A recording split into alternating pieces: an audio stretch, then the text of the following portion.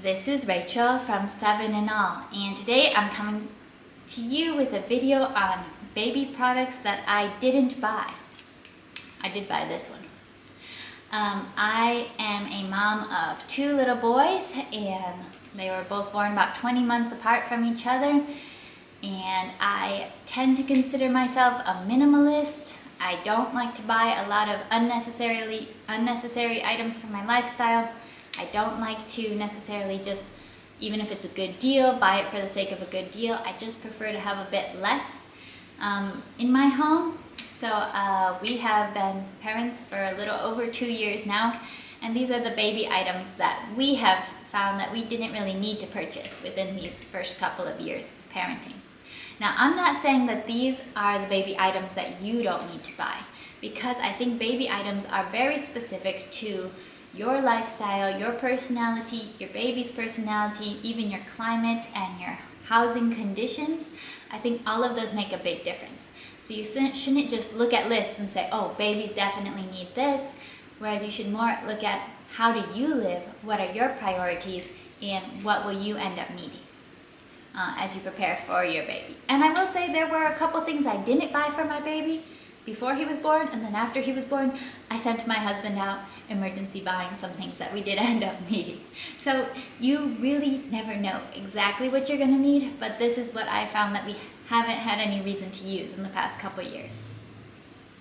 So first thing we never bought any of was any specific kind of swaddles or sleep sacks for either of our babies, like either the kind that have your arms going up or down, or any kind of sleep sack or zip-up swaddle like that. We did swaddle them in just the woven receiving cloths when they were very newborns, but neither one of them really liked being swaddled for very long, and because we do live in a very tropical, warm climate, they didn't like to be very much wrapped up during bedtime either. So they haven't, I wouldn't say either one has been the best at sleeping through the night. That's not a huge priority for me, because I'm totally happy if they wake up and need to eat, that's fine. So I didn't feel the need for any sleep aids through the sense of swaddle, and also they didn't need something to keep them extra warm because it's just hot inside our house. So we haven't bought anything like that. We just used the muslin woven blankets at the very beginning, and then they've just slept without blankets ever since. And two, I didn't buy several different kinds of carriers. I think baby wearing is very useful at times. I did do my research ahead of time, and I decided to get an Ergo 360 carrier because I wanted one carrier that could fit both small babies and large babies. I wanted a carrier that could be worn by my husband or me and very easily kind of adapted based on who's wearing it. And I didn't want to be storing 3 or 4 different types of baby carriers for different purposes. I also knew that I wouldn't be a likely personality to just wrap my baby to myself and carry them around throughout the day, because again, it's very hot. This is just not the best climate for being all cozy and wrapped up all the time. So I skipped the wrap carrier and went for the Ergo, and that's been very handy for us when we're out and about with the baby. So we just did one carrier. We also have never bought a baby monitor. I probably would have bought a baby monitor if I could find just the kind of cheap radio type of monitor that they had, but I could only find the very expensive video monitors, and I didn't feel it was necessary. We kept our first son in our room, sleeping right next to me until he was about 9 months old, and then we put him in his bedroom, but we live in a very small apartment. We just leave all the doors open basically all the time, so we don't shut the door to his room when he's napping or when he's sleeping, and I always just feel pretty safe and secure that I can hear him, I can know what's going on while he's sleeping. We're all very close together. Never had any problem with hearing him since he's been a toddler. They've got quite a voice on them. So we don't have a baby monitor yet at this point, and don't really foresee getting one in these kind of small conditions. We also don't have a bassinet or a co-sleeper.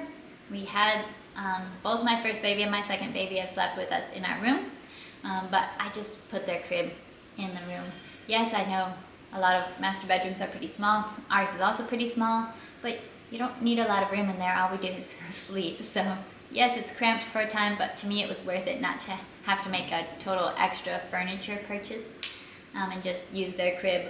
At the beginning when they are very little, I just move the mattress up to the kind of bassinet setting, and that's very easy for us. Don't have a diaper pail. Never bought one.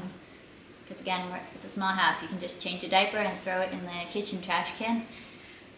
We don't have a changing table. I did buy just a portable changing mat, and we just kind of put that down wherever we're going to change the baby at the moment. And again, that's just easier and more minimalist for us than buying a whole piece of furniture for changing diapers. We never bought an infant bathtub. Our house actually doesn't have any bathtubs at all. So when our son was newborn, I guess we did like just sponge baths at first while they still had the umbilical cord.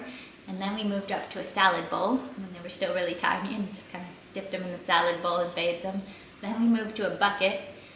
And then once they were a little bigger, we just showered them. And we do have a bit of a bigger, like just plastic tub now that's kind of good for my toddler that he can play in. When he takes a bath, he more tends to stand outside of it and shower, but just put his toys in there to play with. But we never ended up getting a like small infant bathtub. The bigger plastic tub works good for us at this stage, and it was very, very cheap, and it's big enough that the toddler can use it if he wants to actually get inside. So that works good for us. We never got a sound machine either, or like a mobile or light types of going to sleep things. I just keep it simple with going to sleep. I just walk them around, rock them, and put them in bed. To me, life is like a bit, always changing. It's hard to keep the exact routine, and I didn't necessarily want to so much spoil my babies that they need to have their sound machine and lights and everything. I wanted them to just be able to go to sleep when they were tired. So, my kids maybe have not been the best sleepers. I cannot brag about them sleeping through the night early or anything like that, but we've also just kept it simple, fed them when they needed to be fed, put them down to sleep when they needed to sleep. And that works for us. Don't have a rocking chair or a glider either. Those can be cool for rocking them, but I don't know, I like to move around anyway, so when I rock, I always just walked up and down the house. I feel like babies tend to know when you're sitting versus when you're standing, and my babies definitely seem to prefer standing and walking to sitting and rocking. So I'm glad that we didn't invest in a rocking chair. And we never got any bottle sterilizer or bottle warmer. They haven't had that many bottles, but I do use bottles at times. When they were newborns, I felt like constantly in a cycle of boiling water and sterilizing the bottle, every different, bottle part and everything. But then when they're a bit older, I just wash them like normal cups and bottles for milk. And I've always just kind of used mildly warm bottled water. Again, we live in a hot climate, so if you have a bottle of water sitting out on the countertop, it's room temperature, so it's pretty tasty, I guess, for babies who like warm milk. So that's also one thing we haven't had to need. And I also have never bought any specific nursing covers. For the most part, I don't nurse in public at all. It's just not really something that's done here. I always try to find a car or a bathroom or somewhere like that. And if I need to, I just use a baby blanket. So because I haven't nursed in public much, I haven't found any need for a specific cover. And just that, again, those very lightweight blankets have so many uses. Definitely get those.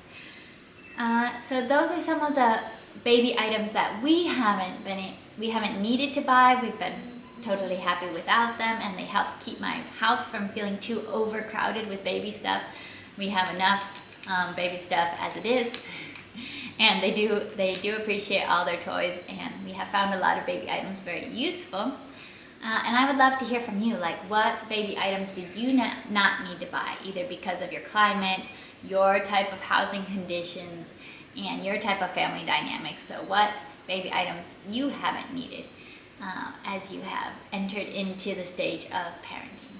Thank you so much for watching. If you like this type of video, if you like our content from this 7 in all creative and adventurous homeschooling family, make sure to click like and do subscribe to our channel so that you can find us again and see more.